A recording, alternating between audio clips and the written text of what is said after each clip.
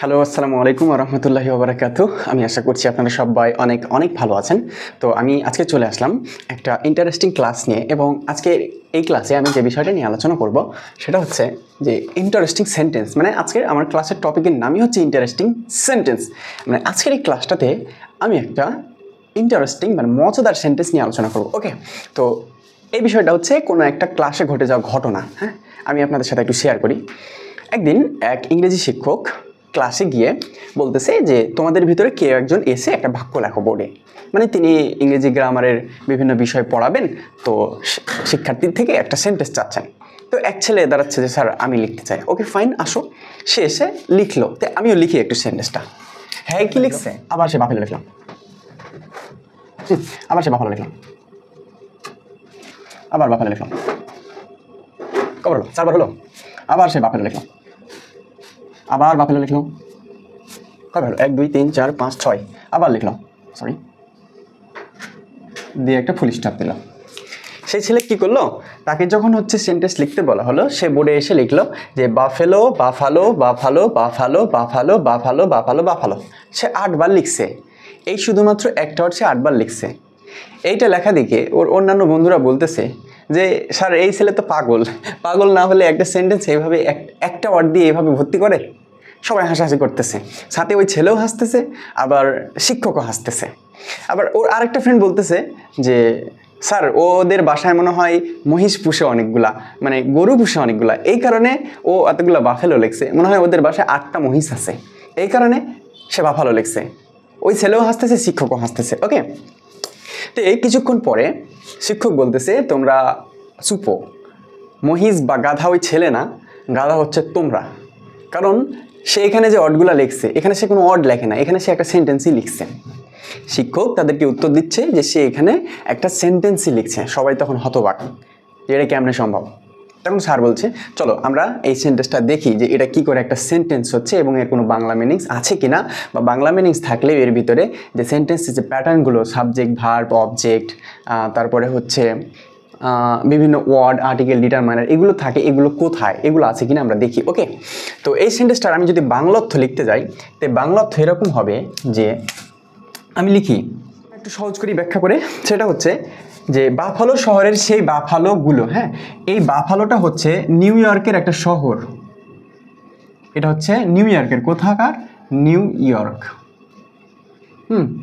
এটা হচ্ছে নিউ ইয়র্কের একটা শহর, বাফালো শহর। হ্যাঁ, বাফালো শহরের সেই বাফালোগুলো, মানে এই বাফালো মানে হচ্ছে মহিষ। আচ্ছা, এটা বোঝার আগে আমি আর একটু বলি। সেটা হচ্ছে যেই সেন্টেন্সটা, যেই ছেলেটা এই বাক্যটা লিখছে সে মাল্টি ট্যালেন্টেড স্টুডেন্ট। কারণ সে এটা জানতো যে একটা ওয়ার্ড বিভিন্ন সময় বিভিন্ন অর্থে ব্যবহার করা যায়। মানে এই বাফালো মানে কখনো দেখবেন আপনি শহর, ঠিক আছে, নিউ ইয়র্কের একটা শহর। এই বাফালো মানে আবার আপনি দেখবেন মহিষ। আবার এই বাফালো মানে হচ্ছে প্রভাবিত করা। তো আপনি এখানে দেখছেন যে একটা প্রপার নাউন হিসাবে ব্যবহার হচ্ছে, সে কমন নাউন হিসেবে ব্যবহার হচ্ছে, আবার সে ভার্ব হিসেবে ব্যবহার হচ্ছে। সে এই ছেলেটা মানে সে এই বিষয়গুলো জানতো, ঠিক আছে। এরপরে আপনি দেখবেন যে এখানে কোনো মানে এখানে সে হচ্ছে কোনো মানে ডিটারমাইনার বা আর্টিকেল এগুলো ব্যবহার করে না। আসলে সে ব্যবহার করছে, কিন্তু সেগুলো যে উজ্জ্ব করা যায় এটাও সে জানে। তারপরে এখানে সে বিভিন্ন ক্লজ যুক্ত করছে। ক্লজগুলো যে হচ্ছে কখনো কখনো ক্লজ কানেক্টর ছাড়াও যুক্ত করা যায়, ক্লজ লেখা যায়, সে এটাও জানে। হ্যাঁ, আমি ওগুলো আপনাকে ধীরে ধীরে দেখাচ্ছি। তো অর্থটা যদি দেখতে যাই যে নিউ ইয়র্কের বাফালো শহরের বাফালোগুলো মানে মহিষগুলো, যেগুলো অন্য বাফালো শহরের, এখানে আবার এটা কি প্রপার নাউন। এখানে আবার এটা প্রপার নাউন। অন্য বাফালো শহরের বাফালোর দ্বারা মানে মহিষ দ্বারা, এখানে আবার এই বাফালো মহিষ মানে এখানে নাউন, ঠিক আছে। মহিষ দ্বারা বাফালিত হয়, বাফালিত হয় মানে হচ্ছে প্রভাবিত হয়, বাফালিত হয় মানে হচ্ছে প্রভাবিত হয়, ঠিক আছে হলো। তারা আবার অন্য বাফালো শহরের, মানে এটা তো হচ্ছে বাফালো শহর, প্রপার নাউন, প্রপার নাউন। অন্য বাফালো শহরের বাফালোদের বাফালিত করে মানে মহিষদের, এটার অর্থ আবার মহিষ, যেটা হচ্ছে নাউন। মহিষদের বাফালিত করে মানে হচ্ছে কি করে? প্রভাবিত করে। তাহলে বুঝলেন এই ইন্টারেস্টিং সেন্টেন্সটার অর্থ। এখন বাংলা অর্থ বুঝলাম। হ্যাঁ, এখন আমরা হচ্ছে একটু গ্রামাটিক্যাল দিক দিকে নজর দিই যে গ্রামাটিক্যালি এটা কত % সঠিক। 50, 60, 70, 80, 90, 100, এটা 100% সঠিক।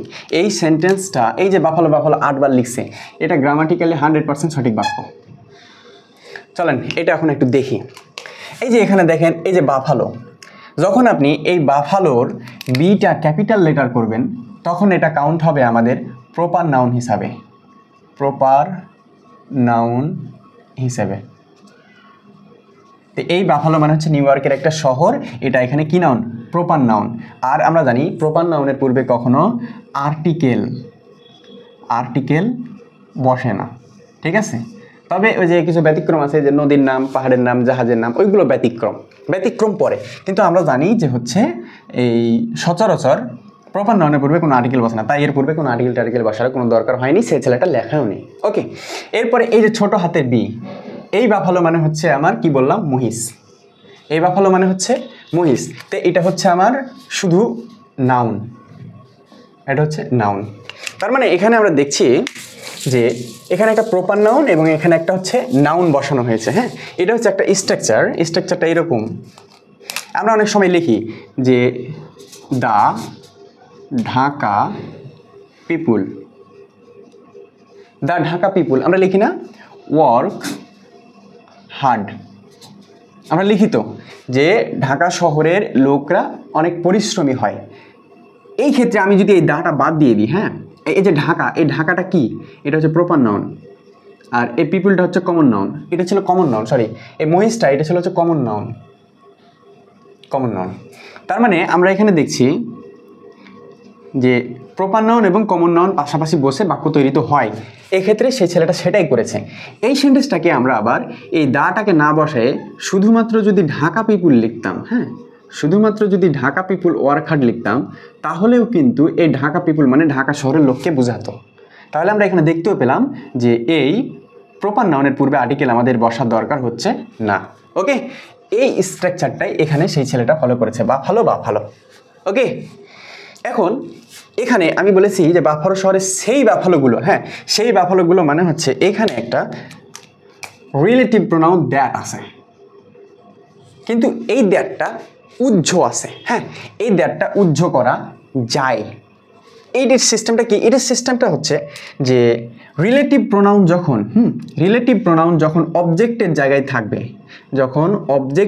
থাকবে, তখন সেটাকে অমিট করা যায়। তখন সেটাকে কি করা যায়? অমিট, OMIT, অমিট করা যায়। মানে কি করা যায়? বাদ করা যায়, অমিট করা যায়। তখন সেটাকে বাদ করা যায়। এখানে সেটাই করা হয়েছে। অবজেক্টের জায়গায় যখন রয়েছে তখন সেটাকে অমিট করা হয়েছে, এখানে সেটাই করা হয়েছে। আমরা অনেক সময় এরকম সেন্টেন্স দেখতে পাই যে আই শ, মানে আমি যে মানুষটাকে দেখছি সে হচ্ছে লম্বা, তাই না? এখানে আমরা দ্যাট ব্যবহার করছি। এখন যদি এই দ্যাটটা আমরা তুলে দিই, তাহলে কিন্তু আমি মানুষটা আই শ ইজ টল, আমি যে মানুষটাকে দেখেছি সে কিন্তু টল। তার মানে এখানে দ্যাটের অর্থটা অটোমেটিক চলে আসছে। তো এখানে দ্যাট বসালেও হচ্ছে, না বসালেও হচ্ছে, ও কাজটাই এখানে হচ্ছে করা হয়েছে। ওকে, এখানে ক্লজেরও একটা কাহিনী আছে। ক্লজের কাহিনীটা হচ্ছে এই যে এখানে দ্যাট, এখানে হচ্ছে একটা ক্লজ, এই যে দ্যাট থেকে এটা একটা হচ্ছে ক্লজ, আর এই দ্যাট থেকে পরের তিনটে এটা হচ্ছে একটা ক্লজ। এই ক্লজ আর এই ক্লজ যুক্ত করেছে, আর মিডিলে দেখেন কোনো কানেক্টর নেই। সে কখনো রিলেটিভ ক্লজ মেইন ক্লজের সাথে যুক্ত হয় কোনো কানেক্টর ছাড়াই, সে এই নিয়মটাও জানে। ঠিক আছে, তো এই ছিল হচ্ছে আমাদের এই ইন্টারেস্টিং সেন্টেন্সটার একটা ছোট্ট ব্যাখ্যা। আমি আশা করি আপনারা এই ইন্টারেস্টিং সেন্টেন্সটা বুঝতে পারছেন, জানতে পারছেন। আরও যদি বিস্তারিত ব্যাখ্যা চান অথবা এরকম ইন্টারেস্টিং সেন্টেন্স চান, তাহলে আমাকে অবশ্যই কমেন্টে জানাবেন, আমি ট্রাই করবো। ওকে, সবাই ভালো থাকবেন, সুস্থ থাকবেন। আসসালামু আলাইকুম।